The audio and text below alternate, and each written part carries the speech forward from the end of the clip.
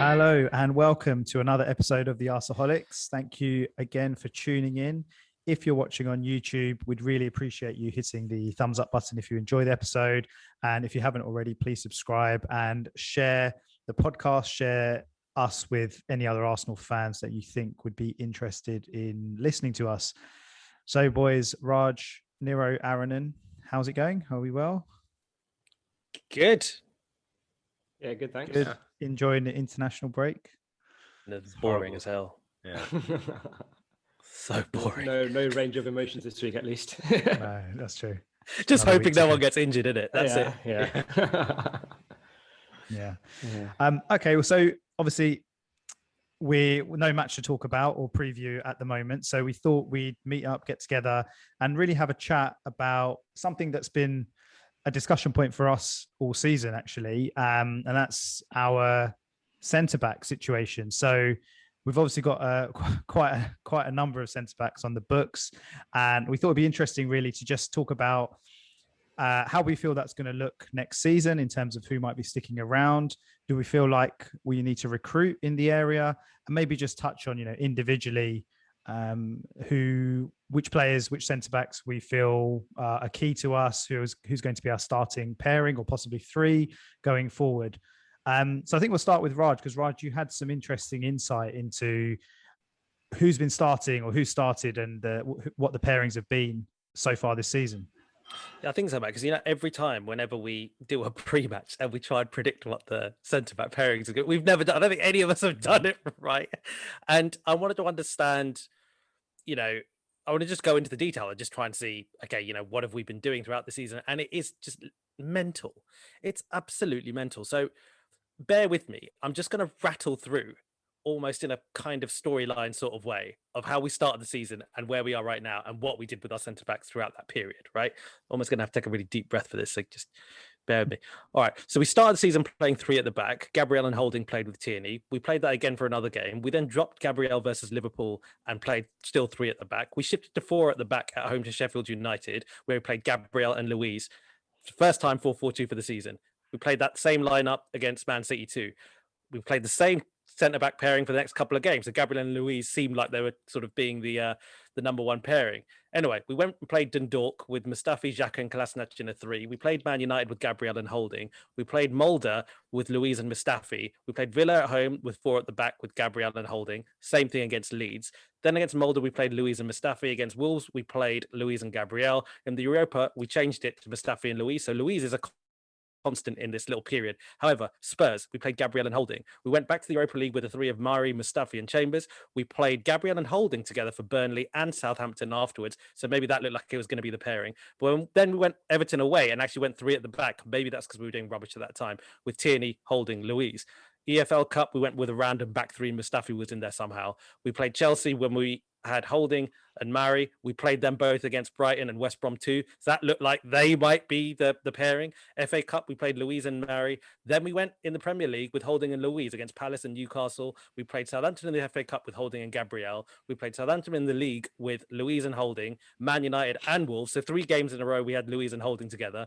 Actually, then we changed it against Villa with Holding and Gabriel. Luiz and Gabriel against Leeds and Benfica. Mari and Holding against Man City randomly. Then back to Luiz and Gabriel against Benfica. Luiz and Mari played together against Leicester and against Burnley.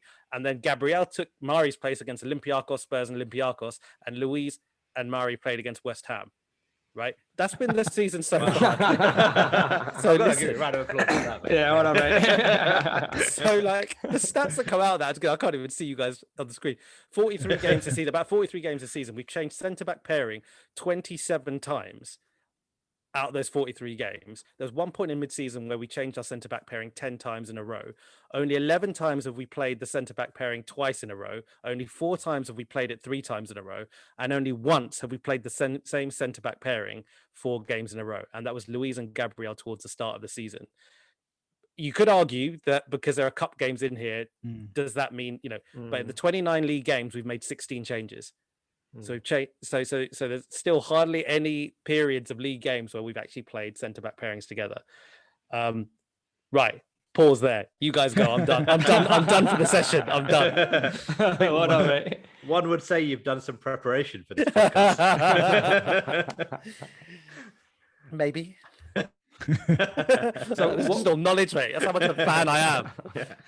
I guess obviously the Gabriel, he was out with COVID, wasn't he? That definitely would have had a impact on some of the changes. And I think obviously Europe, he wants to sort of rotate. I think part of me feels that he still doesn't know what his best pairing is, and he has been just experimenting. Because he likes the left foot, right foot combination, right? So do you want a stat for that? 43 Go. games, 32 games, he's played a right and left foot combination. Yeah.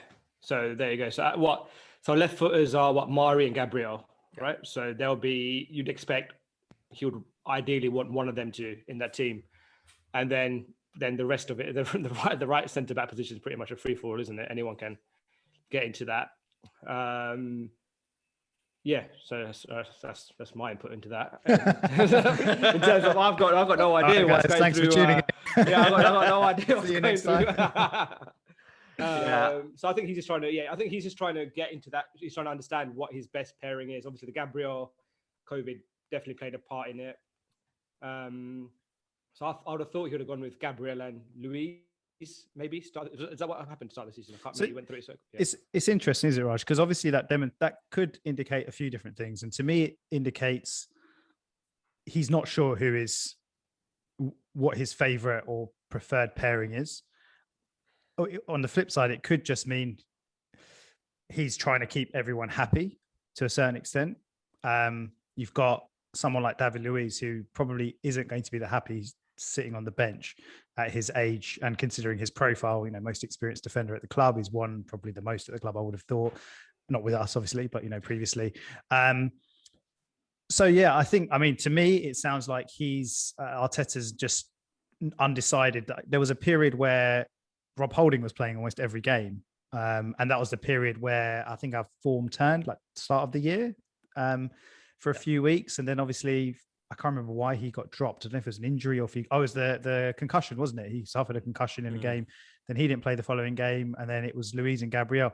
So yeah, it's really, really interesting actually. Yeah.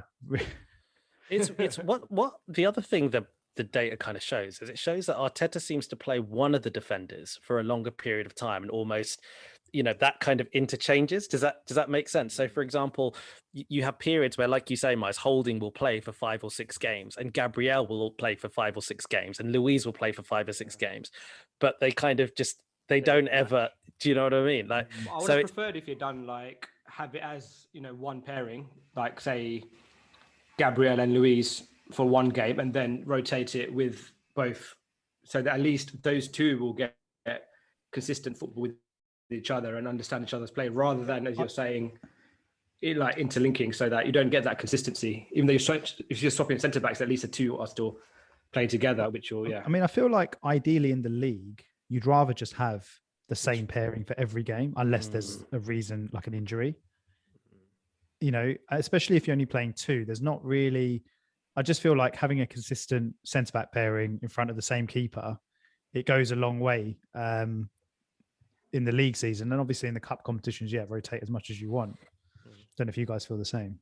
Yeah, I think when you look at it, there are so many reasons why there is so much inconsistency with our centre backs. So we've got this whole, before Boxing Day, we were a mess. It wasn't just the defence that was a mess. The midfield was a mess. Going forward was a mess. And Raj, you pointed out at the start of the season, we played a back 3 and a back 5.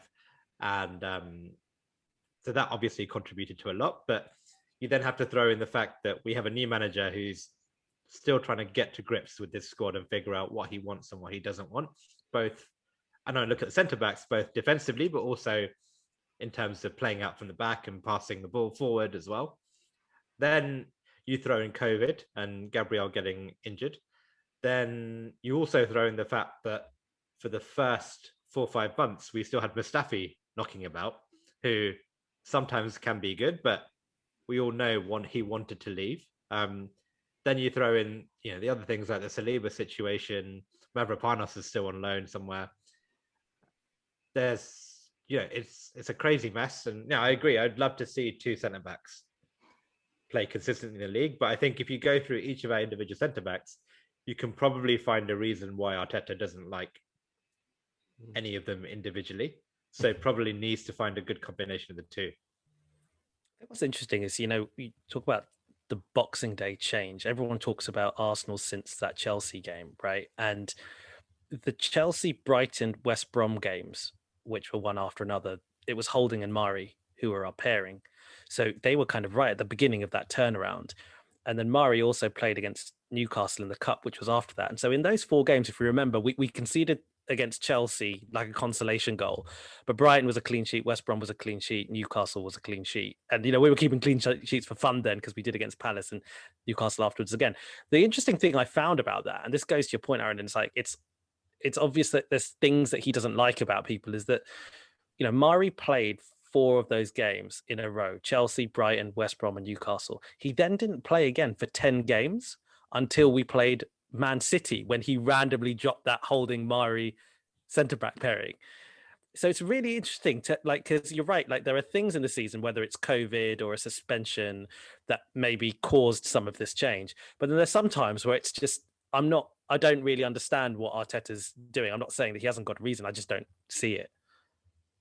Yeah, I'd certainly agree.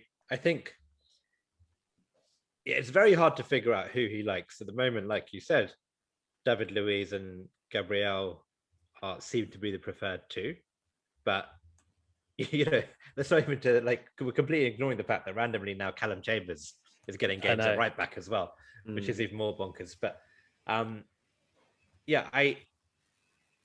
I can see why he goes for David Luiz specifically, because when you hear other players talk, there is a lot of respect there.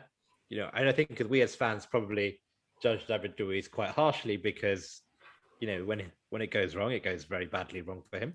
But I think Arteta really likes having that experience at centre back, either with David Luiz or maybe even with Holding, to someone who can sit alongside players like Marie or Gabriel, who are a bit newer to the league, to almost ease them through the game as well. And I think experience is another thing that we often ignore with David Luiz, and how he likes, he very much shouts and guides the players on. And also David Luiz is also very good going forward, at least on the ball as well.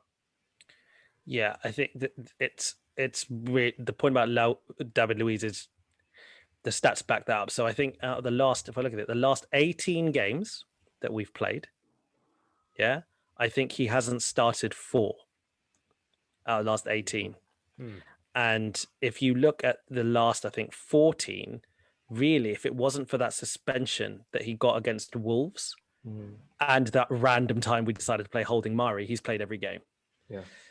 So he's clearly a favourite. And I think my concern a little bit with this is, if you look at our centre-back population, actually what we've done quite a good job is that we don't really have anyone coming to their end of contract apart from David Luiz, apart from the guy that, is playing the most, which, is surprisingly, Holding's the one who's actually played the most games for us this season. I was quite surprised at that stat. He must have played quite a lot at the beginning. So Arteta, again, he played quite a lot at the beginning, and then he suddenly, I guess he had the concussion, but he sort of seemed to have dropped off the radar as well. Similarly. It looks. So I don't know if you're including sub appearances in that as well, Niro. I think 20 starts and 2 subs for Holding, but then Luiz, which I thought would have been the most, he's got 16 starts and 3 subs. You're right. So they're 22 and 19. But in total appearances across all competitions, Luiz I can't believe you actually agree with me when I. Do you know? By the way, this is a complete segue, right? But if anyone from Arsenal Football Club is actually listening to, if you're any of the 10 people who listen to this, you really need to get better at your stats on your there. I don't know if you've seen it's rubbish. Like on the website, it's awful. Some players have got their stats and others just don't. Actually, I saw this today because I was looking at a couple of the first team players. Yeah, I was looking at the youth team today, and I saw some of them have got there's no information. There's a picture and a name, and that's it. I mean, that's one thing, right? But I thought that's what Mari has not played a match for us. Apparently, he's not got an appearance. He's off in the summer then. Exactly. But yeah, Guys, all I was going to say is just to add to your point, Niro, like in all competitions, Louise has 29 appearances, Holding has 27, Gabrielle has 24, Mari has 10, and Chambers has 6. But you know, it looks like Mari clearly isn't. How many appearances did Mustafi get before he left? Apparently, 3 Premiership This is three starts apparently. Yeah, he started against Dundalk in the cup. He started against Rapid Vienna in the cup, and he started against Dundalk again in the cup. And it looks like 4 starts now because he started against City when we lost 4-1 in the cup. In the cup, yeah. So no league then, Okay. So with David Luiz then, he's obviously quite an interesting one, as you guys have touched on what he brings to the team, to the dressing room, and obviously it sounds like Arteta likes him, and we don't really have anyone else with that level of experience in terms of centre backs anyway. So do you guys, does that indicate to you that he's definitely going to be offered another year on his contract? I would think so. They might be a bit more savvier about like how much they offer him, or maybe even more of a not pay per play, but more of an appearance fee rather than contract. Because I think ideally he will sort of try and not phase him out as such, but give him a bit less game, manage his time a bit better. I think you should definitely have him around in the dressing room, because I think he's like a mentor / leader in the dressing room and for like the young players. So definitely have him in there. But in terms of, I would think, he would give him a contract, but maybe not promise him as much game time as he would have had this year, and give likes of some of our youngsters to sort of come through, I think. What hope? Yeah, I'd agree. I think in a normal season, if we were a football club whose finances were in a reasonable place, I would probably say actually we could upgrade. But given this summer is going to be a huge transitional season, and I don't think money will be. I think money will. We could upgrade if we had got 120 million, isn't it? You don't know what he's referring to. You need to watch the last episode. So I think he's on a free. He knows the club. Assuming, like Niro said, the wages are there, and we manage his expectations in terms of, look, this is you'll certainly be on your way out, and this will probably be your last contract with us. Then I see it as one less thing to worry about this summer, because there are so many problems or areas of improvement in the squad, especially in midfield.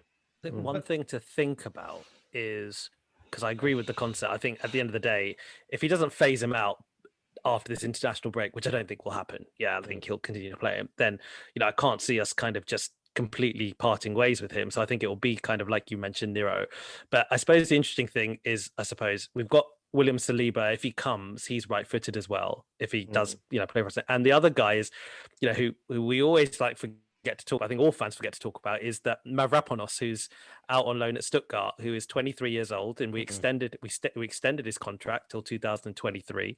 So he's doing quite well there. I think he was in last month. I think he was one of the I think they're nominated for rookie player of the month or young player of the month. So he's obviously having a bit of an impact there. And apparently, there's a second quickest centre back in the league after is it Upamecano? And so he's a big, but also he's 1.94 m. If he came to us, he'd be our tallest centre back. He's got he'd be the quickest and tallest, which is quickest and tallest centre back. So I guess all I'm saying here is it's the 2 low knees that are coming back are both right-footed centre backs. And so unless one of them or both of them don't actually play with us this season, how are we going to manage minutes of our right-footed centre backs, given we know the evidence says he wants to play left and right, right? So, I mean, I was going to say, just on David Luiz, I mean, it sounds like you guys have sort of accepted kind of happily, I don't know, maybe just content with if he ends up staying for another season. I mean, for me, I feel like it looks like he is going to sign on, and he's with us next season. I'm going to be so frustrated watching him, because I can't really see him not playing too many games. Or let me rephrase that. I feel like he's going to be playing a decent number of games in the league, in the key competitions in the league, basically. And I think, you know what you get with David Luiz. He has some good games and he might go through a period of having some decent games. And yeah, of course, he does bring a lot in terms of the dressing room experience, all of that kind of stuff. But I mean, even the last couple of games, we've seen him be quite poor in situations that have led to goals for the opposition. And he's always got that, albeit we haven't seen it that much in the last few weeks, he's always got that moment of madness in him.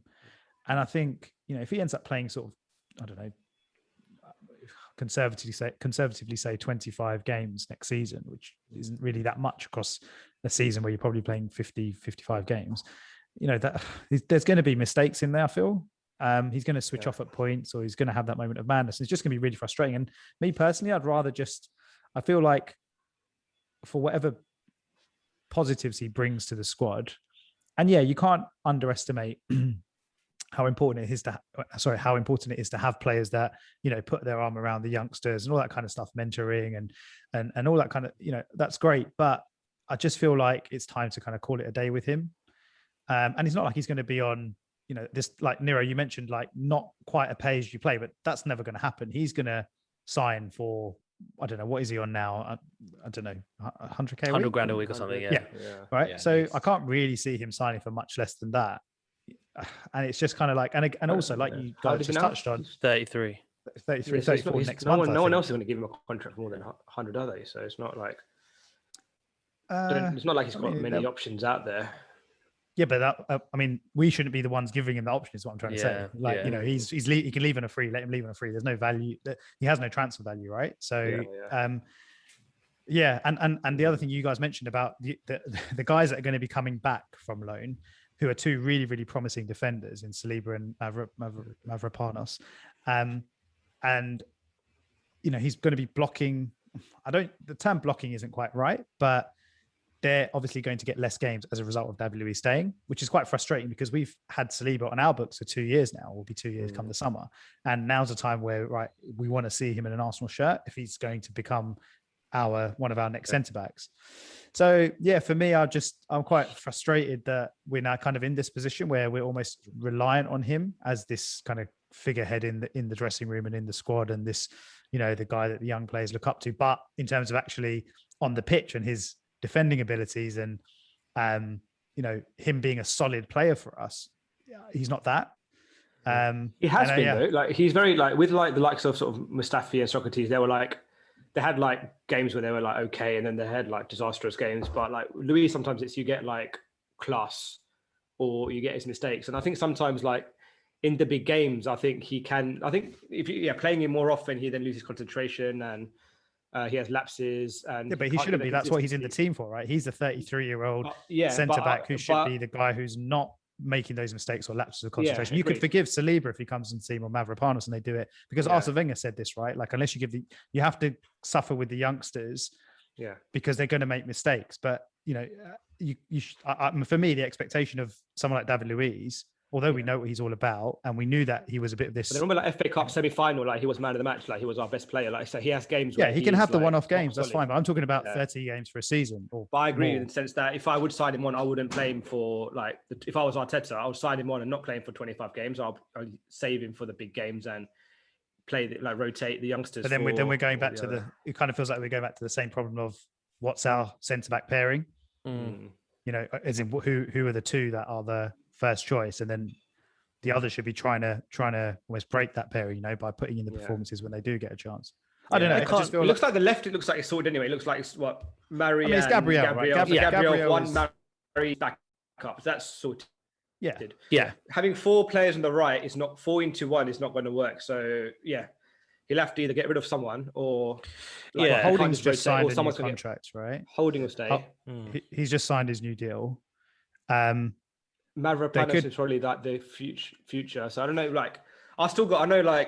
Obviously, we all love mate. I got a Saliba. I was overshot it, and I got Saliba on the back of my Arsenal kit. completely messed that one up. Yeah, I'll show you next time. I completely fucked that one up, mate. Yeah. And then it's just this. Remember last summer when is that half your age, mate? Yeah, I know. Well, I think they all are right now. They're all younger than me now, isn't it? So Niro's long lost son. Yeah. So do you remember the summer was like such a hype about Saliba coming, and so I went out and got the new kit with him on it. So despite you wanted to sell him to Real Madrid last episode. Despite the fact that I was all in the hype and I did that, I don't know if I don't know what's going through Arteta's head about Saliba, if he's if he rates him, and even like some of the comments that Saliba's come out with, since he went back on loan about Arteta didn't give me a chance and this and that, and Arteta can hold a bit of a grudge, and I don't know, like I know in the dream is he comes back, slot straight in, and he becomes like a world-class player for us in the future. But I don't know with Arteta there, I don't know if that is, if I'm going to be sort of realistic, I don't know if if Saliba will ever wear an Arsenal shirt, right? So I don't know if we will just loan him out and then sell him when we get the chance. But I think it would all be clear this summer, to be honest, because I think, like you say, I personally am quite optimistic about it. Like, I think even some of the things that he said, when you look at the full interview, it doesn't seem that bad. But I think that if he's not going to be in the first team squad this summer, then it's clear that there's probably an issue there, even though he's still 20 years old or whatever, and he's still young. But I think when we get back to the Luiz conundrum, if you like, I know this is the CB's conundrum, but even the Luiz conundrum thing, I don't think this was part of a plan. Like, I don't think Arteta planned to be at this stage of the season and be very reliant on David Luiz. Like, I don't think he planned that David Luiz was going to play 14 out of 18 games, in a row at this stage of a season. And I think that's a problem, because it just indicates to me that if Arteta did have a plan, that there's something that's going to have to change. And I agree with you, Mize. Overall, I'd be quite disappointed if we extend David Luiz. There's what I think we'll do and what I want. And I think what I think we'll do is I think we will give him a new contract. But what I want is for that not to happen, because like you say, I can't envisage a case where then he is someone who just sits on the bench and kind of is just the arm around people. I think he will play more games, and I don't think that should be the way forward for us, because ultimately he has got that mistake in him, and I'm more willing to give that mistake to a younger player. And this also comes back to us kind of going, well, this is what right now is good enough for where we are in the league right now. And if we want to do better, David Luiz is probably not that guy. He's only going to get worse as well, right? So, yeah. I think with Arteta, he's also got this characteristic where I think he really probably overvalues experience a bit, where he doesn't, if he's got an option between should I go with the experienced guy like Aubameyang, like David Luiz, like Willian, he will always opt for that over taking a risk on someone. I don't think Holding's young, but someone else who, like Saliba, for example. I think he saw Saliba and thought this is probably a bit too much of a risk when I've got safe hands in David Luiz. And I hope Arteta learns to take bigger risks in that area, because, like you said, Myers, if he keeps leaning on experience, we're going to lose out on a number of promising young individuals, and you need to give them those games. You need to give them the time to make those mistakes. And perhaps it might be the case that if we don't make Champions League or Europa League next season, where there are less games and you really do then have to concentrate on building something super long term for a whole season and beyond, maybe then it's a case of like, okay, well, the push for Champions League didn't work this year. We're going to have to restart and just go all in on this new vision, and then we move David Luiz on. Whereas if we do make Europe, there are more games, and you can kind of see youngsters coming in the Europa League, or even David Luiz playing some of the Europa League games or Champions League games early on and rotating more. But not in Europe at all, we wouldn't need such a big squad, right? To Agreed. Rotate. So yeah, that's a good point. He might, If we don't make Europe, then I think there's less likely the need to keep Luiz. Whereas if we do, then financially we probably wouldn't be able to. Would have to make sacrifices, right? Yeah, he'd be one of the obvious ones, and maybe that's what they're waiting for. Yeah, to see what happens with Europe next season. Yeah, because as I said, I think the nice thing is if you look at all the centre backs aside from Luiz, right? So if we look at where their contracts end, so Gabriel's contract ends in 2025, Holding in 24, Mari in 24, Saliba 24. Mavropanos 23. Like we don't have to worry about the keeping players bit, which is we've always had to worry about that, right? Yeah. It's just about good squad management. I tend to agree with you guys on the point that if we're not playing in Europe, then there is literally no need for David Luiz. True. There's literally no need for him, but maybe it is. Yeah. The other guy, I don't know if you guys think this is premature, but there's that guy we signed called Omar Rekic. Rekic. We signed. How old is he? He's 19. Okay. But I think I think there was this assumption that we haven't signed him to be just some young player. There's an assumption that he comes into the first team squad. He's another right-footed centre back. I mean, he's only 6 months younger than Saliba, I think. So I don't know if he might be someone who gets brought into the first team fold.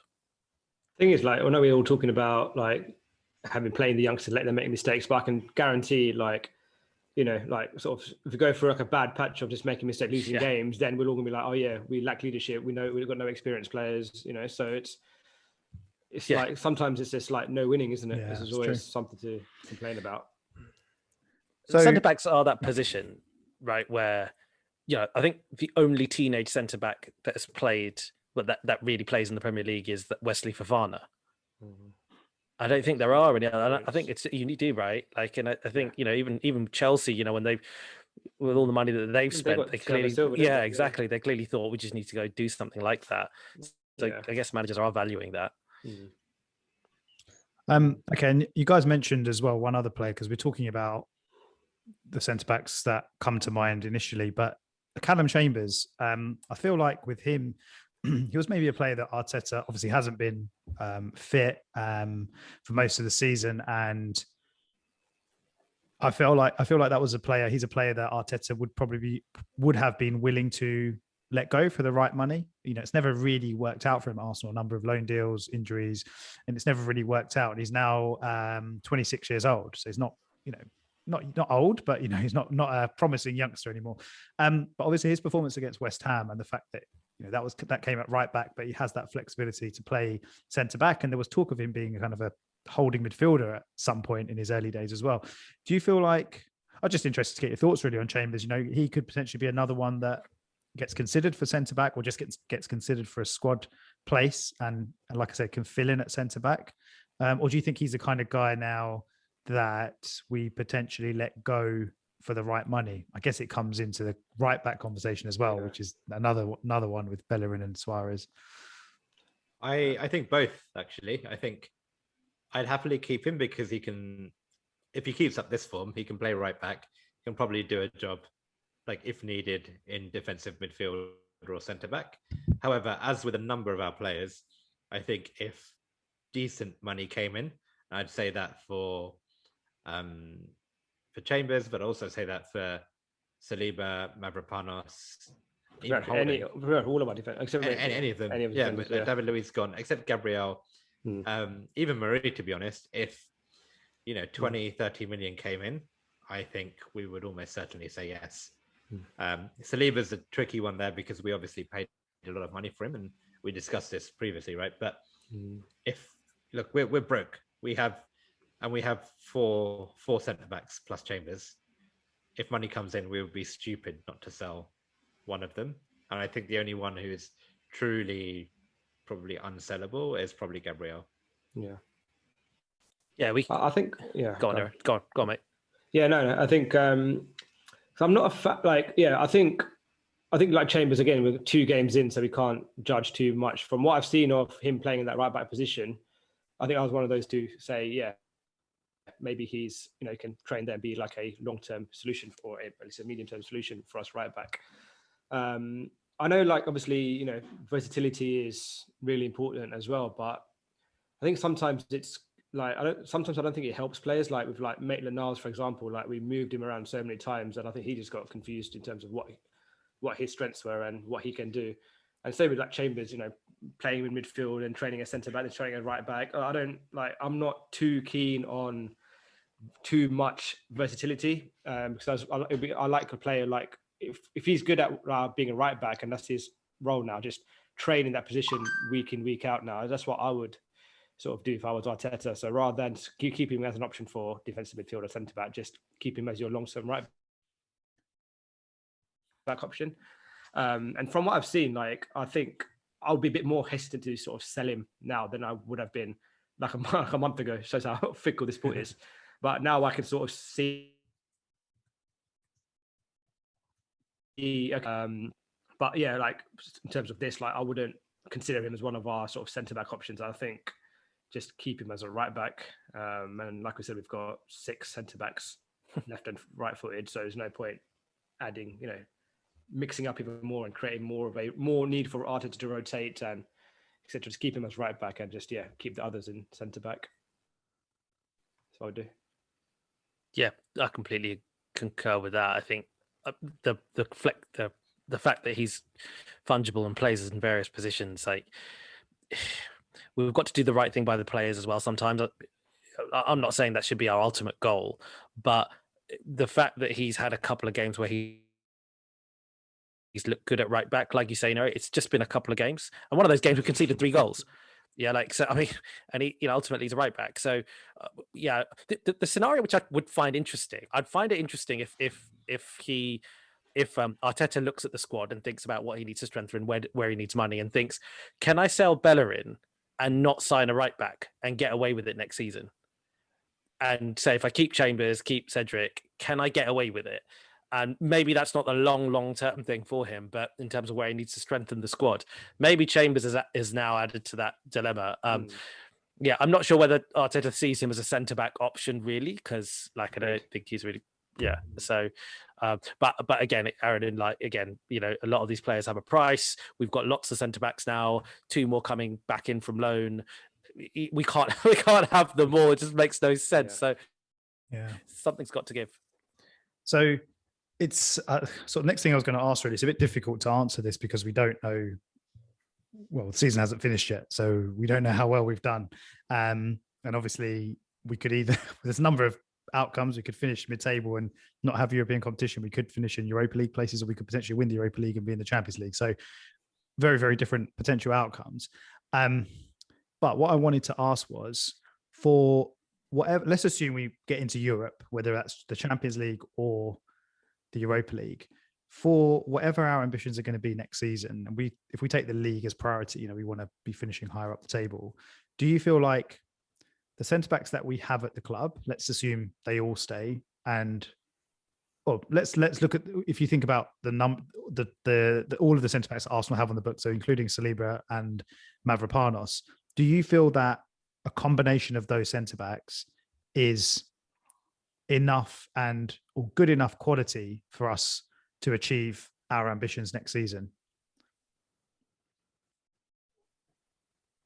I guess what I'm asking is, do you think we need to go into the transfer market to buy a new centre back? I guess it depends on if it's again. You said Europe is Europe, but I guess it depends on if it's Champions League Europe or if it's Europa League. If it's Europa League, then that's a great opportunity, as I think Raj touched on earlier, for us to play our youngsters, and it'll be more exposure for them. Whereas if it's Champions League football, A, they're too young to be thrown into that straight away, and B, we probably will get a bit more money to play with as well. So we could more likely then is we'll get extra funds to then go in, and we probably would need to sort of strengthen in that department. But if it's Europa League or no Europe, then I don't see us needing to or realistically having the money to go and do that. So if we finish Champions League, you think that we need another level of quality centre back than what we've already got? I would think so, yeah, because the idea is that the young. Europe is different because that's the opportunity for the youngsters to play and get their experience, whereas you can't really do that at Champions League. You probably would need to play sort of full strength 11, week in, week out. Whereas now with Europa, like we've just been rotating back and forth, so we don't get that luxury with the Champions League, I don't think, anyway. So we probably would have to strengthen. I think the way I look at it is, in an ideal world, like next season, the goal for us will still be, let's finish top 4 realistically, right? I don't think we're gonna be building a title winning season next season unless miracles happen, and let's hope they do. And then I say, is the combination of our 6 centre backs good enough to get top 4? Actually, in an ideal world, I'd say probably not. I think I'd like a top quality centre back to come in and partner Gabriel. I don't think that top quality centre back next season will be Holding. I don't think it'll be David Luiz. I don't think it'll be Saliba. I don't think Mavropanos. I don't think any of those 4 players that you would consider top quality to get a team into the top 4 at that level. But knowing what I know about our financial situation, our squad size, and realistically, are we really going to be able to get decent money for two of those players to get in a top centre back? No, I don't think we can. I don't think we can afford to. I don't think we can turn the players around. So I don't think we will sign someone. I think we're just going to have to make do with the players, a combination of 2 out of those 6 players to start for us in the league. If you look at, obviously, like, it's not end of the season now, but in terms of what we've conceded in the league, we're not doing that bad. Like, obviously, Man City have conceded like 21 goals. It's not bad. We've conceded the same as like Man United and Leicester. Chelsea have conceded less than us. Liverpool have conceded more. Spurs almost there. So it looks like clearly, like, leaking goals. Obviously, it's not nice to leak goals, but that isn't our main reason why we are where we are in the league. It's scoring goals has been our issue. So I wouldn't focus on. I'm quite content with where we are with our sort of back two or defense. So I don't think that's the area of immediate area of improvement. I think for top 4, we just need to get creativity and goals into our game. And then that will propel us up the league more than fixing our defense, because our defense, if you look at what we've done this season, isn't disastrous. It's not that bad. It's competitive to get top 4. It's just the lack of goals is what's got us into this mess. Yeah, I think, Miles, if I'm just answering your exam question, all things considered, I don't think we need to buy a CB for what our ambitions are next season. That's because, I think our ambitions are top 4. I don't think that I think City and Liverpool stand out, obviously, perhaps, as having maybe better options, but I don't think we're that far behind in terms of everyone else. I don't think there's other squads that can say that their centre-back populace is, notably stronger than Arsenal's. And I think, going back to Niro's point, like, I think that we've struggled in other areas. I think we've struggled with consistency. I know this is a different topic. It's consistency for me in our performances all round, defensive and attacking, that I think we just need to get better at. But I think, all things considered, whether it is a case of we're playing nothing, Europa League, Champions League, in any of those 3 scenarios, I think that there's more argument for using money elsewhere other than centre-back. Basically, totally agree with that. Yeah. But if you did have the money, would you improve it? Oh, we're getting in our crazy hypothetical world. You'd improve every position. It's a badly worded question, right? But it's not a priority. But it needs to be improved eventually in the next few years. It's part of our cycle. We need to improve it, but it's not on the top of the list. So you wouldn't say Gabriel is potentially going to be a top centre back? Yeah, I think so. Yeah, I think he's the only one there.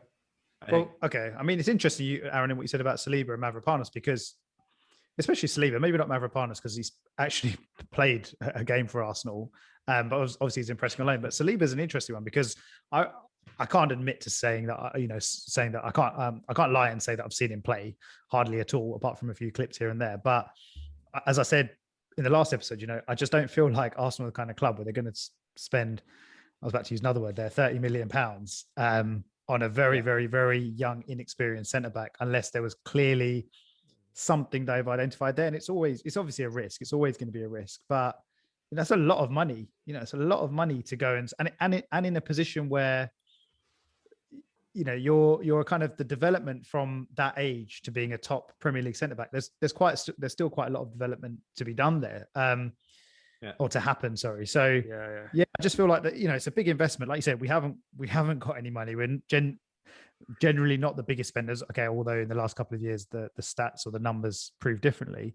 But yeah, I just feel like I'm expecting big things from him. And if it doesn't work out, it maybe, I don't know, maybe it's for other reasons. There's obviously reasons why he didn't stay this season, even though he was meant to. But yeah, it wasn't. I think I would completely agree. I would totally agree with you if that was Arteta's signing, in terms of, he said, let's go in, invest in this youth. He's part of my long-term plan. Obviously, he was signed before Arteta had come.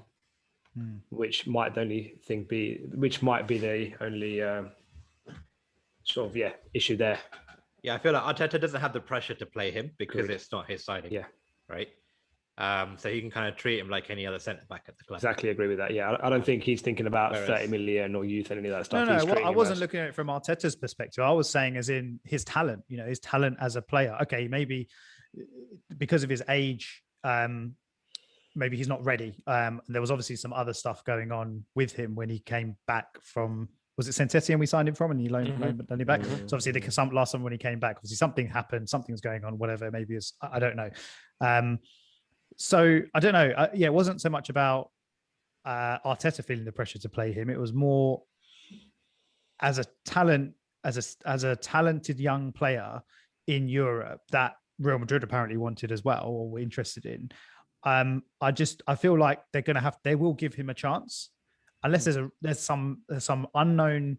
A non-footballing reason. Yeah, that's what I'm trying to say. Sorry, yeah, exactly. A reason that no one knows about, and it's just not going to work out for him. But otherwise, I just feel like at some point he's going to come back to the club, and he will get given his chance.